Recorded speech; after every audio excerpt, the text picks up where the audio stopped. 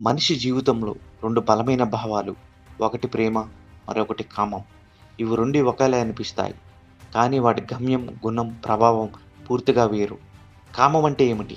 కామం అనేది శరీరానికి సంబంధించిన ఆకర్షణ. మన కళ్ళకు నచ్చింది మనసు వెంటనే ఆకర్షితమవుతుంది. అది వేగంగా వస్తుంది. వేగంగా మాయమవుతుంది.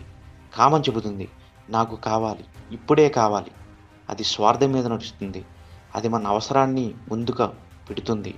కామం ఉన్న చోట ఆలోచన కంటే ఆవేశం ఎక్కువ. స్థిరత్వం కంటే తాత్కాలిక ఆనందం ఎక్కువ. ప్రేమ అంటే ఏమిటి? ప్రేమ అనేది శరీరం కంటే ముందుగా మనసు, ఆత్మల కలయిక. ప్రేమ చెబుతుంది నువ్వు సంతోషంగా ఉంటే చాలు. అది స్వార్థం కాదు, త్యాగం. అది కేవలం పొందడం కాదు, ఇవ్వటం.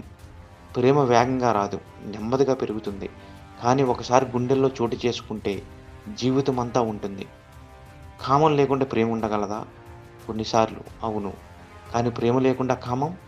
అది కేవలం ఆకర్షణ మాత్రమే. కామం కళ్ళతో చూస్తుంది. ప్రేమ హృదయంతో చూస్తుంది. కామం అందాన్ని ప్రేమిస్తుంది. ప్రేమ లోపాలను కూడా అంగీకరిస్తుంది. మరి ఏది గొప్పది? కామం సహజం, ప్రకృతి ఇచ్చిన భావం. కానీ ప్రేమ మనిషిని ఉన్నతంగా మార్చే శక్తి. కామం శరీరాన్ని తృప్తిపరుస్తుంది. ప్రేమ ఆత్మను నింపుతుంది. కామం సమయం ముగిసినప్పుడు తగ్గిపోతుంది. ప్రేమ సమయం గడిచే కొద్దీ మరింత బలపడుతుంది. నిజమైనది ఏది గొప్పది? ప్రేమ ఉన్న చోట కామం కూడా పవిత్రమవుతుంది. కానీ కామం మాత్రమే ఉన్న చోట ప్రేమ పుట్టదు. అందుకే గొప్పది కామం కాదు, గొప్పది ప్రేమ. ఎందుకంటే ప్రేమ మనిషిని స్వార్థం నుంచి స్వచ్ఛత వైపు తీసుకెళ్తుంది. మీ అభిప్రాయం ఏమిటి? మీకు ప్రేమ గొప్పదా అనిపిస్తుందా?